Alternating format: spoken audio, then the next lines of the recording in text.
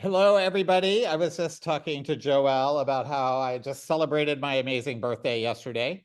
So I'm getting back in the swing of things today, and I couldn't be happier sharing it with all of you this afternoon and with Joelle. We're gonna move forward. I'm gonna do a little housekeeping first, and I'll introduce you. Thank you, Veronica. Thank you. I'm gonna introduce you to our special guest today. But before we get there, we're going to talk a little bit about some housekeeping logistics. The first off is if you want to change the slides up, Chris, that'd be great. Just as a reminder, we are recording this. It's so that you can access it again if you'd like, as well as others in our wonderful support network so that they can access it too. And if we'll move to next slide, we're recording, and the slide after that, we're going to take questions. If you want to go to the next slide, Chris. I think you wanted to mention, Mickey, about the closed captioning. Oh, yeah. Thank you so much for that. Yeah, so we're very proud to share with you that all of our webinars are closed captioned both in English and Spanish. And all you have to do is go to your menu bar for Zoom. And if you click on the little double C's down there, it'll give you some prompts to pick the kind of closed captioning that you would like to have. And then just follow those prompts and you'll be able to read along with us if you have a little trouble hearing what we have to say, or if you'd like to see what we're saying in Spanish, feel free to do that as well. You should also know that everyone is in view-only mode for right now. This means both your audio and video functions are disabled. We appreciate what you're saying in the chat, and I'm thankful for all the birthday wishes. But this also means that we're maintaining your privacy throughout this process. You will be able to ask questions. We'll have a formal Q&A process. And in order to do that, you can participate by clicking again on that menu bar for Zoom, the Q&A tab. And that will open up a box and make it possible for you to go ahead and put your question in there. If you'd like to make that question anonymous, feel free to click on that link, that button, and then send it to us. If you'd prefer us not to use your name, we will go with anonymous. Otherwise, Chris will give you a little bit of a shout out for your question along the way. Thanks, friends, for joining us today. I am so thrilled to be here. Joelle Simone Maldonado, who I affectionately love as the Grave Woman, is with us today. And she is, I met her, we were doing an alternative funerals panel a little while back, and I think some of our supporters on this call may have been on that. And she was on there chatting with me about a whole slew of different ways and things that you can have done to you once you pass away, once you die, in the amazing different things that can happen. A funeral director, an educator, the founder, video influencer, educator, highly regarded on the YouTubes, as I said, and founder most recently of the Multicultural Death and Grief Care Academy, which is starting some really amazing work and has been doing some great work. And one of the things that I love most about her is she is a very active board member for Compassion and Choices, and your leader as our supporters on our board. We're just thrilled to be in this conversation with you. As a reminder, if you don't remember who I am, I'm Mickey McIntyre, your Chief Strategy Officer, and I do all the marketing here around Compassion and Choices with our fabulous team, which includes Chris, one of our producers on this show today. So thank you all for joining us, and thanks, Chris, for your support and help. Joelle, let me hear your beautiful voice of yours. How are you? It's not so beautiful today, Mickey. And hello, everyone. As I shared with Mickey and Chris before the call, I am recovering from a respiratory infection. So I apologize if I go into coughing fits. I will mute myself temporarily, but I'm doing great. Mickey, how are you? And I'm not going to go too deep, but I'm just so happy you were able to get off and celebrate your birthday. I am so excited. I have to say, I spend most of my time thinking about our mission, improving care, expanding options, empowering everyone, and charting their end of life journey. I literally have to say, I travel this country and I hear so many stories from people about their experiences. And I was on a cruise, I will confess, I didn't hear one story. It was pretty amazing to kind of step away a little bit, have a little respite, be able to, process through some of my own thinking around end of life, while at the same time celebrating my own life. Right. So I feel great. I feel wonderful coming back to having this conversation in a reverent space, in a space where I think we can be honest and open with each other and talking about what happens to people in the holidays. We know that for many people, the holidays are a time that for people who are often at the end of life, Mhm. that it is their value, their goal to be able to see their loved ones, perhaps one last time at a family gathering prior to their death. We've heard amazing stories of people who have been unconscious, who have been in really difficult places in their lives, coming almost back to life around the holidays to be able to share those with their family before they then pass. And we know statistically there's a larger number of folks who die during this time of year, fortunately or unfortunately, depending on how you look at that. So we know that there's some grief that happens. We know that also the holidays are some times when people are thinking about those loved ones that they've lost, or thinking about the folks who they may not actually be there next year when we're coming together for the holidays. So I wanted to chat with you a little bit today about how we negotiate and we manage that grief. What are some ways to do that from a religious, sometimes religious, because I know you're a deep practicer of faith. We have a variety of spiritualities that participate in compassion and choices, including those who don't actively practice faith or religion. And then, like family traditions, and then the workplace, we'll try to cover the whole gamut of it. But I'm wondering if you just have any opening thoughts around like this time of year and grief and the experiences that we have with our family, just to get us rolling. And then I have some specific questions for you as well. But any opening thoughts? Definitely, Mickey. I think that it's important that we understand that our grief is as unique as we all are. And then, even further than that, it's more important that we understand that our relationships with the people in our lives are as unique as those relationships. So there's a different relationship with mom, with dad, with coworkers, with our faith and our spirituality. And so honoring and recognizing the grief in all of those capacities, which oftentimes becomes more compound in addition to the comparison that we sometimes put, that pressure of comparison we put on ourselves. Well, this person's doing this with their family and I don't have that relationship, or my mom's gone, or the person that I love the most is dying. It can become messy. It's the opposite of what that holiday cheer represents. And I think that that was my intention with accepting this conversation. So thank you so much to you and the team at Compassion and Choices for this invitation, because it's important to realize that the holidays do not have to be a happy time. We don't have to perform our way through the holidays. And I do want to give the disclaimer that I am not a medical professional or a certified mental health or grief professional. I am a sacred grief professional or grief care practitioner, which means that I talk about grief from my heart and my soul, and it often resonates with people. And so that's what makes me a specialist. I always have to give that disclosure. But yeah, I'm so excited to hop into the questions and get a little messy today.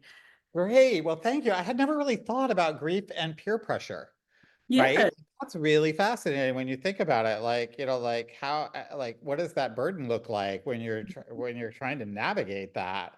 I mean, you're trying to navigate so many other things of pressure, like, did I get the turkey right? Did I, like, did I sit the right people next to each other at dinner so that we have this few arguments? Like, I hadn't really thought about like the pressure that we put on ourselves around the grief that we might be experiencing, or how our siblings or loved ones might be processing through that grief as well.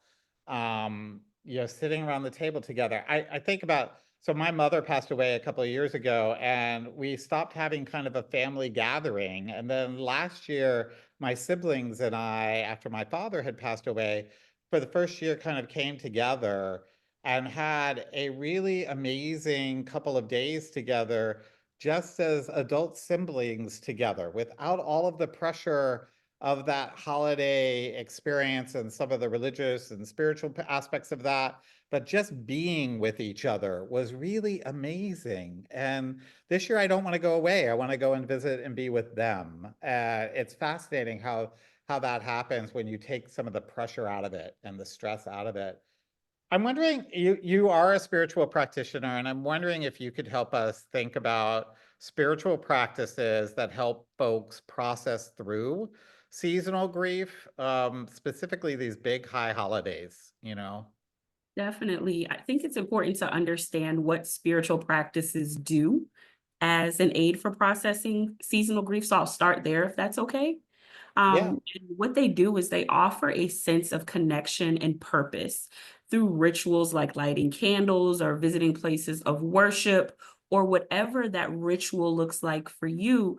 It gives a sense of purpose to loss into your experience. And through that, we receive, or those practices provide emotional grounding. So when I think of spiritual practice, and this is not limited to religion, I think about things like meditation or prayer or mindfulness practices, even if it's something like gratitude and saying, you know what, not being fake about it, but my loved one may be in transition. My loved one may not be in here anymore, but I have those memories and I'm grateful for those memories. I'm grateful that I had that experience. That can ground us and kind of take us outside of the emotional aspect, which we all experience, whether it's sadness, whether it's jealousy, like I talked about, maybe your best friend's mom and their family has this big bash and you're jealous because you don't have your mom here anymore, or whether it's guilt because maybe you didn't go home last holiday and that was the last holiday that your loved one was alive or was well and able to participate in the way they wanted to in whatever your traditions are, or whether you're someone who does not have that close familial relationship, but you have a strong sense of community through friends or coworkers. Having those mindful exercises and those spiritual practices provide grounding. They also foster a sense of community and shared experience. And this, I'm talking about religion. There's something that happens when groups of us get together and share. We find a line of commonality. We're all on the same level at this point. And so when you think about religion and some of the practices, especially around Christmas, which is approaching, it gives that sense of, wow, I belong to this group and we're all celebrating or honoring something together. Right. And it's interesting because I always try to take, like, I consider myself a, a, a spiritual person, but I don't consider myself necessarily religious, right? Either. And my spirituality, I think, is kind of a bit across the, might be a little bit of a different take on it. For me, it's about my soul, right? Like what's going to happen with my soul, really, and that soul lives in a lot of different places. And so for me, often when you talk about spiritual ritual, I equate that to the rituals of the community that I'm in, regardless of whether they might think it's spiritual or not, right? Like or religious or not. There was this study done by this man who was looking at like retirees who thought that they had their best life, right? Mhm, Like, and what was it that manifested their best life? And mhm, so the thing that they found in that was having loved ones, having different people that you are a part of those relationships, those close mhm, intimate relationships. And then the second was the equivalent of spiritual ritual, but how it translated to workplace or the pickleball court or whatever it might be, that where you have your tradition, where you have your community and that practicing of that spiritual, that soul. Like, how are you honoring that soul? Because grief can kind of come at us anywhere, but like wherever we are. It doesn't necessarily have to be in a specific place that you might identify as being your spiritual place, but it can happen to you anywhere, just from an aroma, or like a spell can make you start thinking about something and bring it on. And therefore, you can end up talking to people about it if you're in that community. I'm wondering how you approach conversations when you talk to clients. Um, and you could do this from a religious rituals perspective, but how are you approaching those rituals, those conversations that may bring comfort during times of heightened grief? Like, let's say I'm beginning to experience that with someone, a loved one. How should I approach that when I'm experiencing it either myself or when I'm seeing it in somebody else? Definitely. And I just want to kind of tie this answer into what you were talking about that I heard just a moment ago, which is honoring your body when you talked about the senses and the smells and the sights, right? And so that is pretty much one of the first questions that I ask is, where are you feeling your grief in your body? For a lot of people, it's their mind or their chest. They feel like they can't breathe. Their stomach gets in knots. And when I say body, I'm not just talking about our physical body. I'm talking about that soul body as well, or that spiritual body, however you identify, excuse me, with it, however you believe it manifests. One second.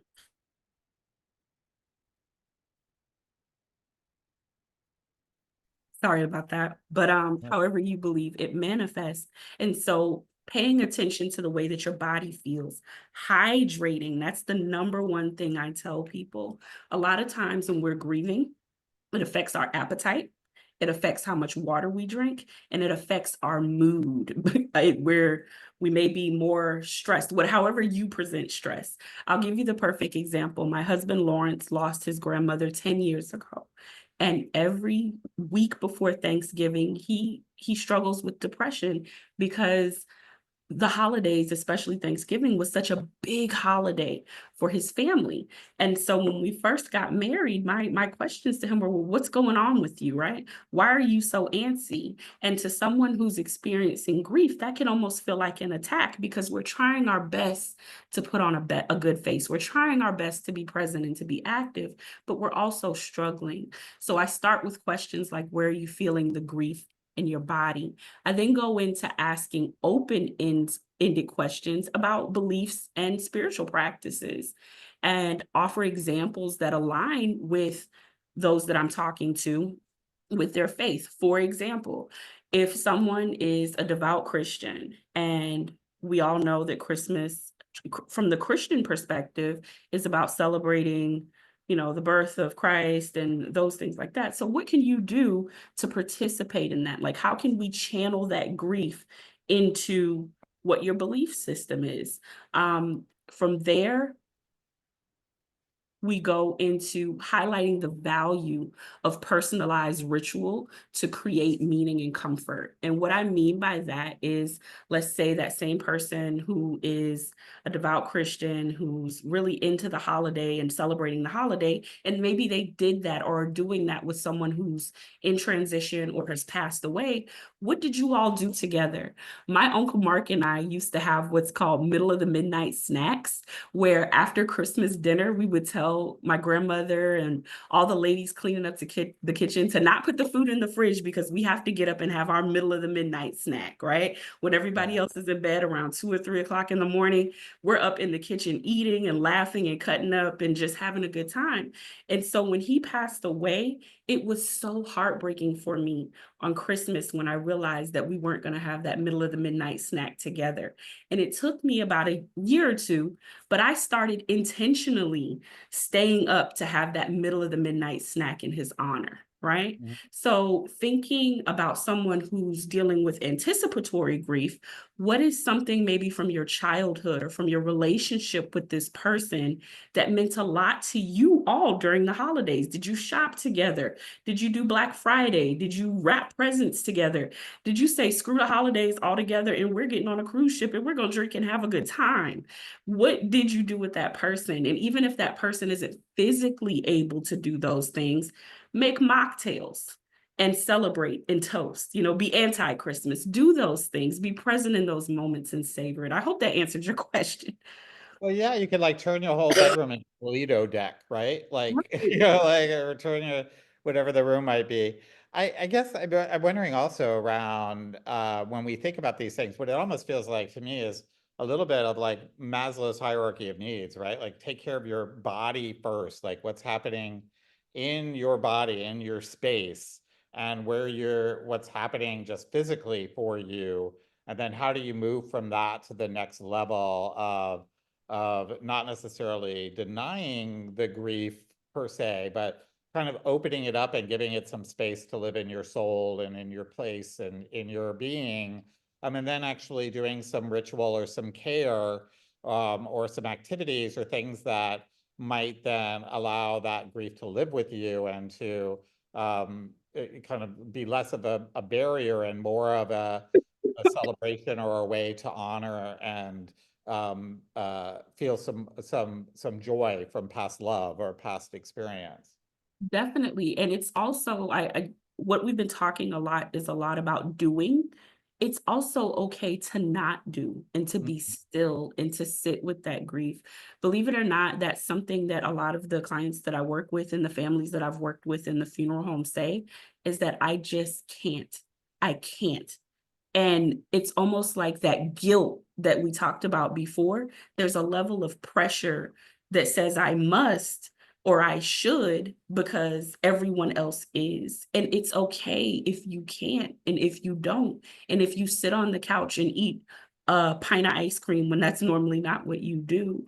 It's about honoring again that being. What do you need in this moment? That's another one of the questions that I ask is what is it that you need in this moment? How can you show up for yourself and honor yourself first? How can you put your mask on first before trying to be what everyone else thinks or wants or expects of you? So releasing that expectation and simply being sometimes is all that we can do. Yeah. There's so much permission around this, right?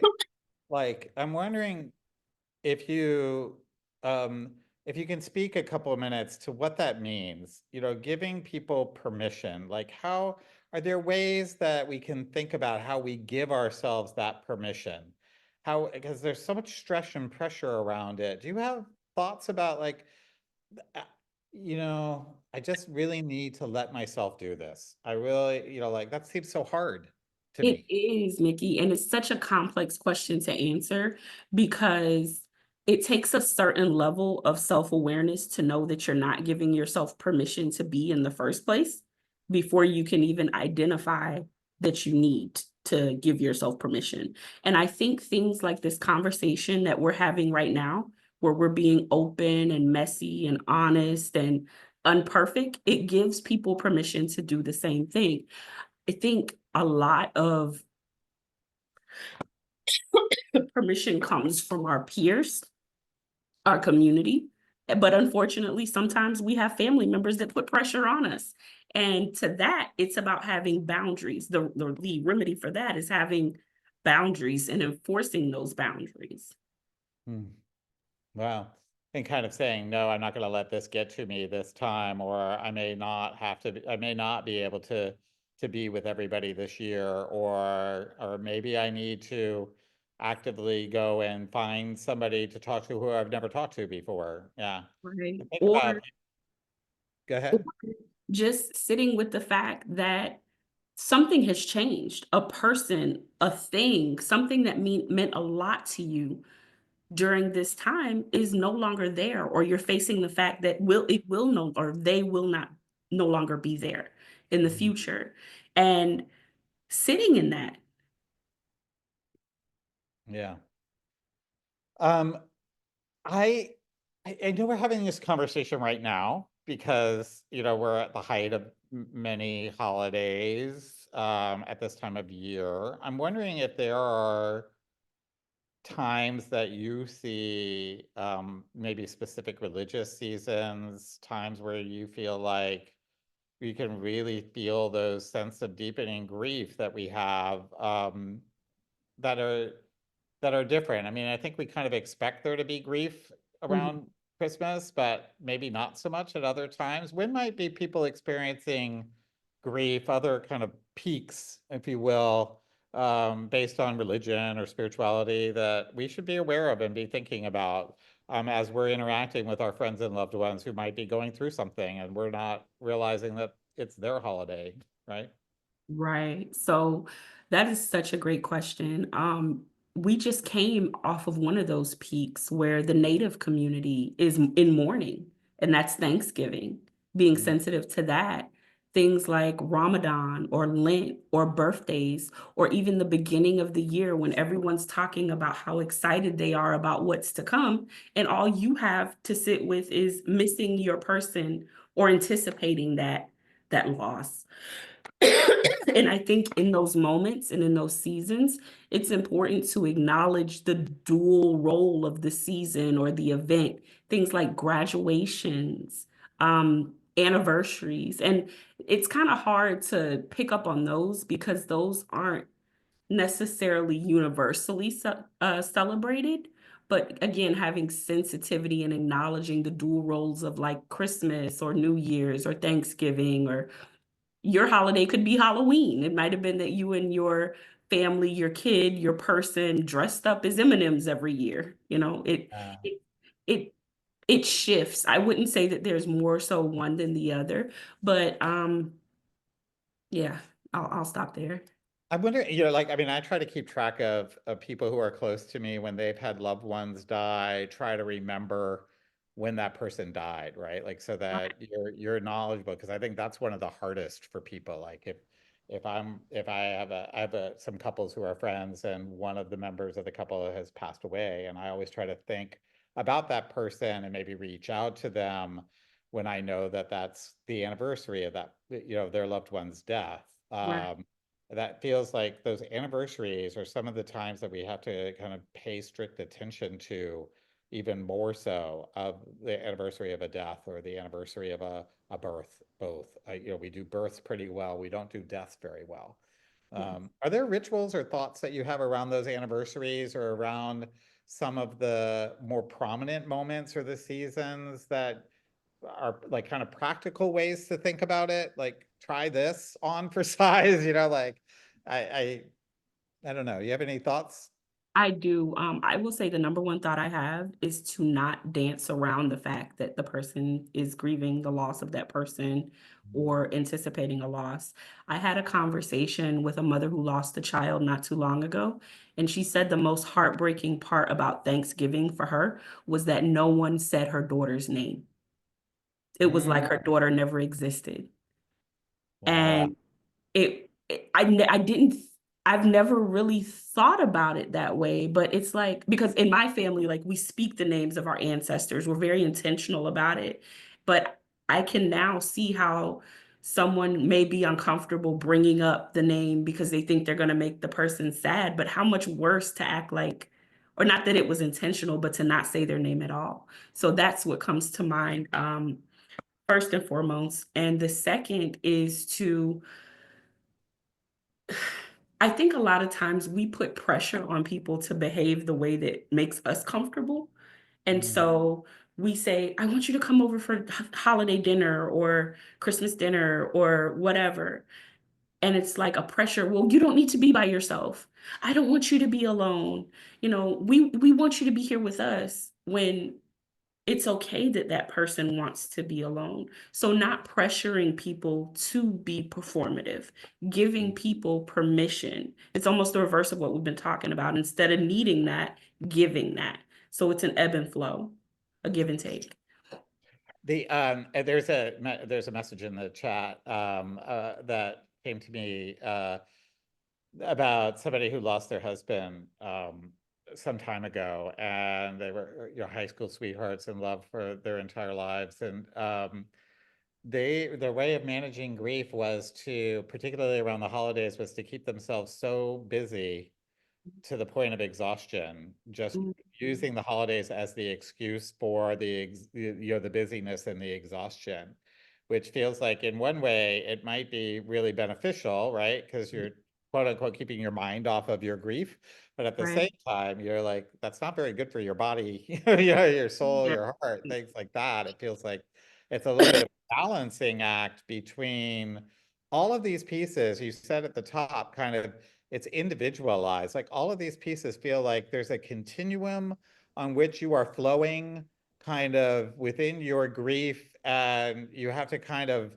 try and find alignment to where you're acknowledging it, accepting it, knowing that it's happening, while at the same time, um, uh, kind of looking at trying to do the best for yourselves and others, and but somehow feeling responsible to be in a particular place on that continuum. It feels like a really hard negotiation to find, trying to create some like, I think what the ritual does, or what the spirituality does, is gives us the guardrails within which we can find that equilibrium or that balance, maybe. How does that feel to you? Does that resonate or no? It does, but it also it does, and it 100% can. But I think I've heard it said several times, and I've experienced it myself. Grief never gets easier. We just learn how to manage differently. I don't want to Mm, say better. We learn to accommodate it. It's an unwelcome guest, but we learn how to make the bed and close the door, or have it come and have breakfast with us, right? And so I think that is something that comes with time, learning what am I doing during this season that is either productive and helpful, or that is not productive and helpful for my mental health, my spiritual health, my overall well-being. I am a huge believer in alchemizing grief. Um, and the way that we each do that is going to be as unique as we all people are. I remember, again, I'm going back to my Uncle Mark. In 2014, we went to Jacksonville when that was the last Christmas that we spent together. And I think in his wife's heart, she knew that was going to be their last Christmas together. It was also their first Christmas as a married couple. And when I tell you there were gifts in that house from floor to ceiling on 3 walls, I feel like she alchemized her anticipatory grief through buying as much as she could. And mind you, there were like 17 of us. So, I mean, that's still a lot. But yeah. I look back at that video, and the funny part was we really didn't care about the gifts. It was just hilarious that she had wrapped all these gifts and stacked and organized these gifts. And so Wow. now looking back at that, I didn't wrap gifts for about 3 years after my uncle passed, because that was a core memory of that last time we spent Christmas Wow. together. Yeah. And now I intentionally wrap gifts to honor that. So again, that time, we have to give ourselves time. Right. Well, I love that inversion too, right? Like the inversion of the experience into, the positive aspect of it, and not trying to create something artificial to address that, but actually taking the moment, taking the experience, and, as you say, alchemizing, or kind of turning it into something that is Right. really working for you. I'm getting a bunch of messages today, which is great, but it's unusual Let's that people talk. do this and message me a lot. So I'm gonna actually, I'm gonna call out some of these too, and before we go on with some of ours. But someone did say, isn't there a culture that where you don't speak the name of a person who has died? And I'm not aware of that, but it sounds familiar to me, but I can't remember. But if anybody knows that, please put it in the chat. I'm sure there's probably is a culture somewhere where that is the case, but and we would want to honor and respect that.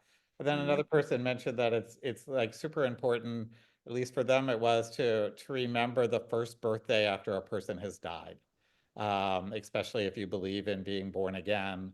Mhm. you know, as part of your religious and spiritual beliefs. So those were really kind of interesting thoughts. There's some other pieces that are coming up here as well, but we'll just go on. And I want to just add the last piece, which I visit with our supporters across the country, and so many of them have lost loved ones and they feel like they're the last one. Mhm. And I'm wondering what we can say and help folks who feel like they're the last one, you know, who are kind of isolated, feel, Mhm. or at least feel like they're isolated. They may live in community. Like I've literally had lunch with wonderful supporters who will walk through the dining room and people will all know them. Mhm. And then we'll sit down at the table and they'll say, I have no idea who that person is, right? Like, and then and they really do kind of feel like alone and isolated, even though they're living in a community of people. Maybe not their loved ones that have passed away or died, or the people that they've held most dearly in their lives. But I'm wondering if you have any advice for those folks who are disconnected, isolated, particularly from perhaps their faith community because they've moved into a different location or place. What would you say? What do you have for them? Again, this is not like an across the board remedy. These are just my suggestions. Mhm. But I would encourage seeking alternative communities or like online groups with people of shared beliefs, like Facebook groups, or even getting on YouTube and just typing in, you know, what are, what are Islamic holiday rituals, and exploring interfaith or non-religious practices that align with whatever their spiritual or soul needs are. I'd also recommend journaling, expressing themselves through art, um, to process some of that isolation. And that's such a broad topic, right? Because when I think of isolation, the first thing that comes to mind is seniors, right? Like being maybe in a home like you're describing. But then we also have the isolation that's come from COVID and the fact that we live in the digital age now. Like we're having this meaningful conversation via the computer, where maybe 10 years ago we would have been sitting together. And while that's beautiful, not everybody's face is being seen. We're seeing the questions, but we're not seeing the faces. And that's a level of disconnection. So being self aware enough to say, this isn't enough. I need physical or I need in person connection. Asking yourself when you're online, do I need more? I think that's important. Another thing that I'll say is that, and I'm using myself as a reference because it's the best reference I've got. I'm actually watching that happen with my grandmother, where she's one of two left of that generation on both sides of my family. And it's equally amazing and heartbreaking at the same time because she can't relate to the world around her, and she also can't relate to those around her. Wow. So um, I think particularly with seniors, finding some place to share your stories. We have something here called living libraries, where senior citizens will go to the library and share their stories and share their history with complete strangers. Finding things like that to do, whether it's online or in person, depending on what you need, are important as well, especially around the holidays when everyone else is around their family Right. or their community. I don't want to limit it to family. Yeah. And I think there's this I call it anonymous privacy, which is when and I'm gonna give an example because I travel so much. But the privacy that exists when you're sitting next to somebody on a plane.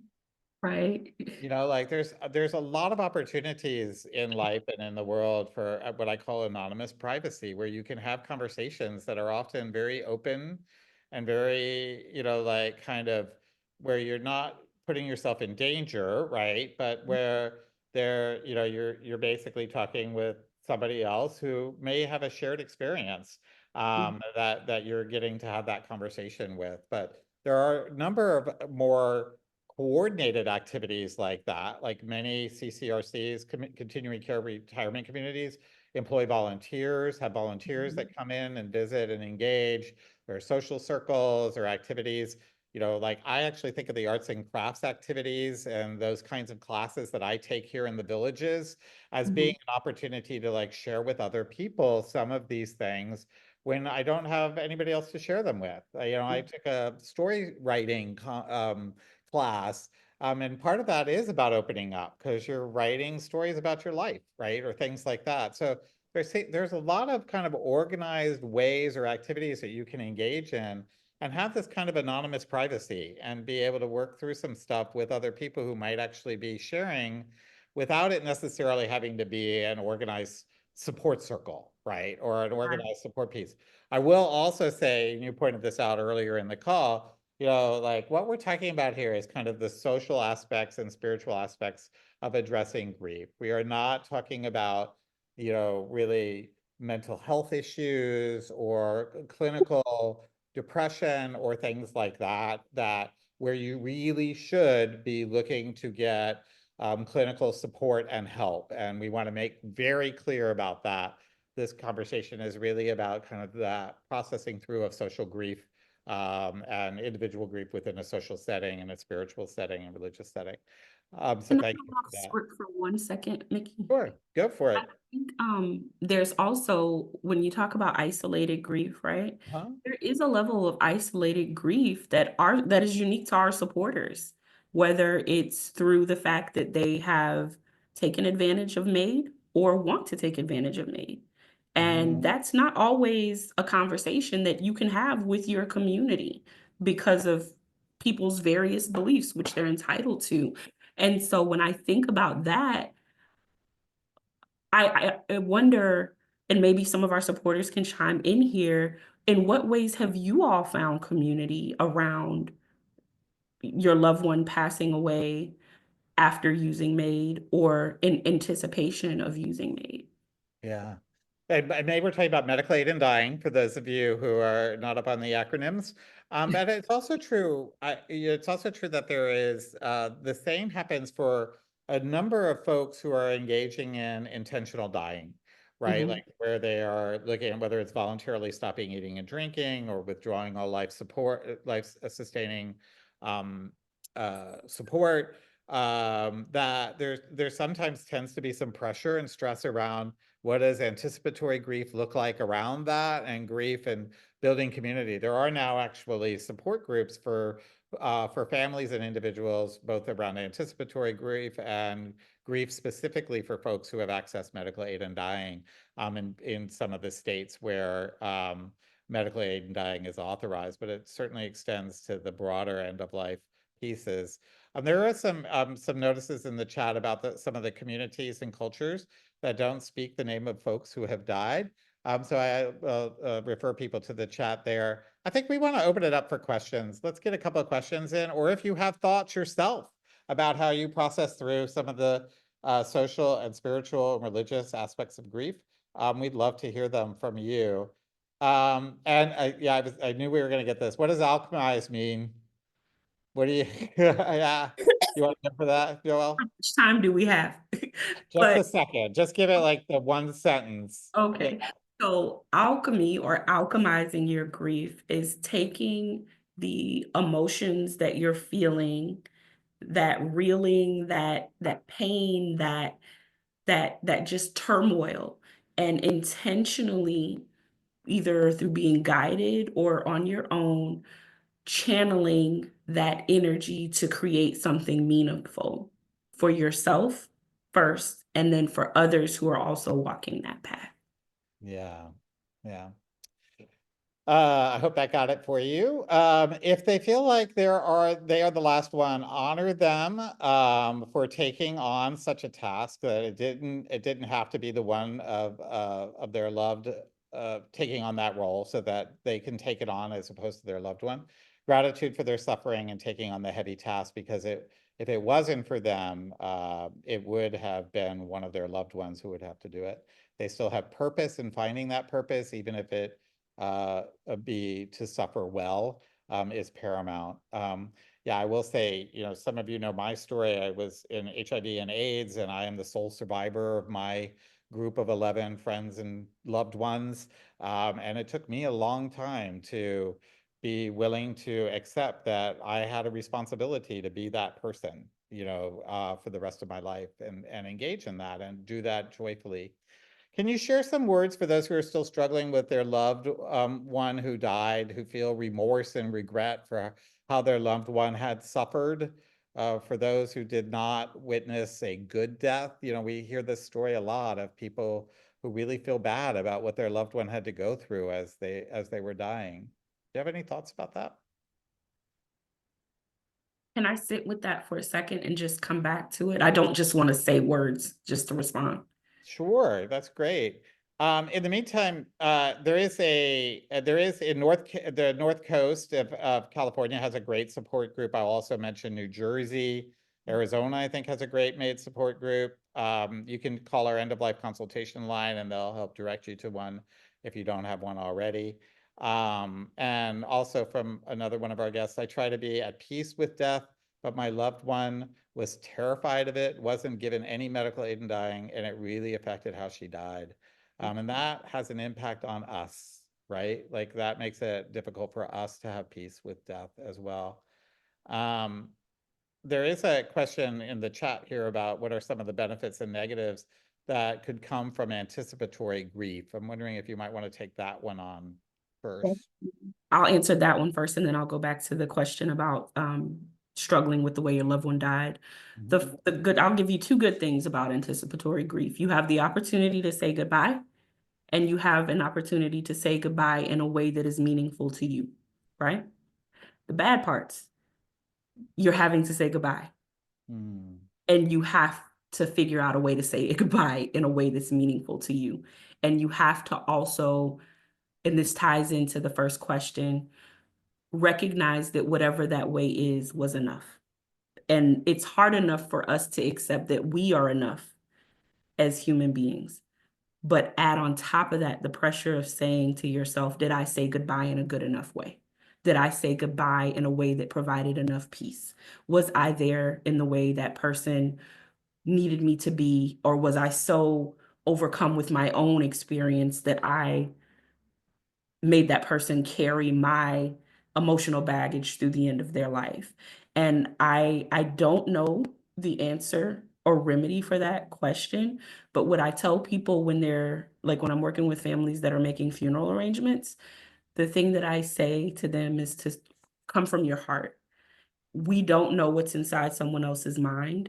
We watch others suffer in more ways than just death. And so the I I would find it advantageous to focus on the fact that you got to support that loved one no matter how they transitioned. Anticipatory grief in itself, as horrible as it is, can be viewed as a gift because there's some people that their loved one has an aneurysm in the middle of the day and passes away, or is in a car accident on the way home from work, and you don't have that moment to say goodbye. Goodbye is not easy in any form that it comes, especially when we're talking about life and death. And to the person who was asking about the words on how their loved one suffered, I honestly don't know how to process that. That is a situation where I would say, if you were my client, you would need to talk to a mental health specialist about that, because if not, you're going to carry this weight for the rest of your life. Yeah. Yeah. I think I'd go there with you on that advice or on that recommendation. I will also say, people in the chat were talking about organized social support groups. In particular, you want to look for those that they're available in many locations for people who have had loved ones who have recently died, and or if you are anticipating a loved one dying in the near future. Please they're available from churches, from spiritual centers, from secular places, community centers. There's a whole lot of availability of these groups. Please make sure that you're checking out who's leading the group and make sure that they're the right person, A, for you, and B, that they're qualified for actually leading a social support group.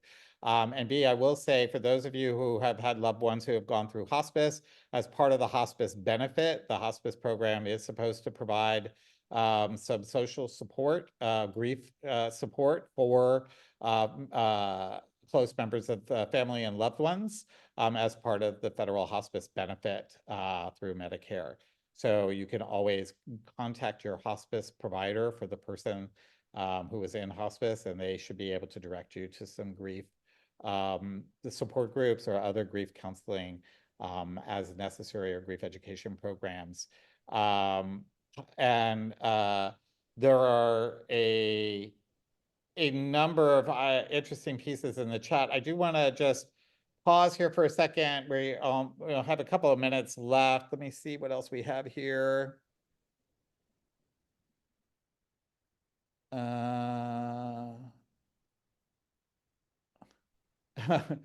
Lauren, how do we develop new rituals and traditions? This is what you were talking about, the metamorphosis. Like, I think the metamorphosis of an experience that was really horrible and negative can be transformed into a new tradition or ritual. Do you want to talk about that for a second, Joelle? So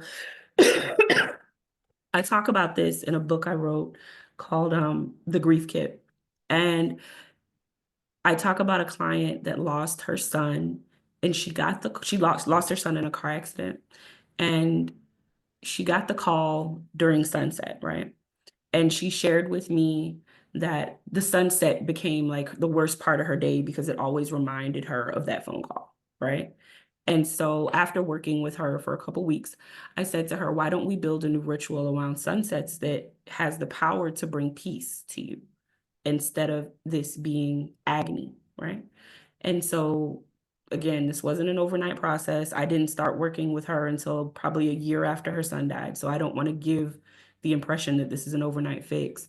But what I instructed her to do was to begin to light a candle at sunset on her patio daily and make that time for at least 30 minutes a time of positive reflection, looking at old photos, which was something she struggled doing, and talking to her son out loud as if he were sitting right next to her. It got to the point where her husband, who would not talk about their son's loss, started coming out on the patio and doing this with her. Then their daughter, who had kind of gone down a bad road after her brother died, started coming out there, and it became a family moment for them to share together. And so the moral of the story there is you have to find a way to feel good in your grief. You have to find a way to find peace in your grief. And as far as developing new traditions, specifically around our topic, which is the holidays, do what feels good to you. Screw what everybody else says you should do. If sitting down and crying feels good to you for that moment, do that. If going out and shopping and being busy, not to the point of exhaustion, but if that brings you some solace, do that. Find things that feel good to you and that resonate with you. Yeah. I'm focusing on this question for a second that's in the chat. It says how to develop new rituals and traditions that honor loved ones who died because their traditions or their rituals that existed when they were alive are no longer, as the extended family has grown apart. Also, how do I let go of those old traditions or rituals? That's very interesting. That's almost sounds like me and my family, right? Like that Christmas piece. We Right. have to kind of, we as the adult children of the family had to kind of have some time to process through not having the rituals that our parents had had around the holidays, and instead create the rituals that worked for us, right? And recognizing and having them be a part of it without necessarily having it to be the exact thing that we did with them. And I think that takes time, and that takes a little separation from the actual ritual, and then the discovery and having the open space to be able to create that new ritual in a very natural way by being open, that giving permission to being open to the new ritual coming into place, being open to, yeah, I'm gonna go back and be with my siblings this year for the holidays. Maybe it won't be over Christmas, but it'll be a couple of days between Christmas and New Year's. And we'll figure out the new thing that we want to do together that we'll all enjoy. That's a really hard one, but I think time is the most important, valuable asset on that side of the equation. I don't know if you have additional thoughts on that, but I saw a quote a while ago that said sometimes tradition and practicing tradition turns into seeking permission from dead people. And right. so that really resonated with me. And it's almost like when someone leaves you a house or their belongings, right? We don't have to take it. We don't have to allow it to become a burden. You can say no and you can redirect. You have that's your permission right there. Redirect. We Yeah. pivot. Pivot. That's my new redirection. Pivot. Great. Okay. Thank you, everybody. We don't have time for any more questions, but we really appreciate what was in the webinar chat and the questions that people submitted. I do have a couple of announcements for you. The first is if you are interested in medical aid in dying, our legislative forecast for the coming year of legislative sessions that starts in January. We are doing that this Friday. Their webinar is this Friday. You can go to the events page on the CNC website in order to register for that. This webinar was part of our Leave a Legacy series, and we want to encourage you to look at tax-wise giving resources. As the year ends, it's time to look at your stock and retirement portfolios and your IRAs and make wise decisions. And maybe continue some rituals of giving to compassionate choices at year end, using perhaps different vehicles like the IRA rollover for your required minimum distributions or gifts of appreciated stocks, or that may help you avoid some capital gains taxes. And our free will, which enables you to leave a legacy gift to compassionate choices and your loved ones through your will. Find these resources and more at compassionatechoices.org, ways to give. Joelle, if you enjoyed her here, and in particular, if you're a death care professional, and or you're just interested in more around cultural competencies around faith, religion, and culture, respectful, compassionate care for families of various backgrounds, is launching as part of the Institute a 12-week course in this, starting Sunday, the 5th of January. It is tailored to be live worldwide at 10 a.m. on Sunday mornings. Get thee to church and or to a class. And the registration link is there, and we will put it in the chat as well. Joelle, can you actually manage that for us I while I sure keep can. talking? I So sure this offering is truly amazing. It's a course that explores each religious and spiritual belief center and speaks to what death is about in those different experiences and religious beliefs, and what death care can look like within those areas. Any other sentence you want to add to that, Joelle, before we move on? completely open to anyone who may be curious and seeking information, but definitely of benefit to death care professionals, doulas, or anyone that works with grief in any capacity. You can get your continuing edge units too if you want through that session. So go for that. Joelle's on social all over the place. And I would highly recommend that you watch her YouTube videos on thegravewoman.com or The Grave Woman on YouTube. Compassionate Choices is on social everywhere. Please join us. If you're looking for past sessions, including the session where Joelle and I were on talking who was the other woman? Lauren? I think it was. Little Yeah, Miss Little Miss what? Little Miss Funeral. Little Miss Funeral. She is on YouTube as well at Little Miss Funeral. That all the advice that they did through the CNC one is on our YouTube channel, or you can go to their YouTube channels and see it as well. But all of our recordings are in the our YouTube channel. Feel free to go back and find them at Compassion and Choices. Thank you all again. If you're interested in MAID, Friday, register on the Compassion and Choices website, drop-down menu for events. Joelle, peace, love, humanity. Take care of yourself during the holidays, whatever holidays you all celebrate. Take care of yourselves, and we'll see you next month, either Friday or next month. Take care. Bye. Thank you.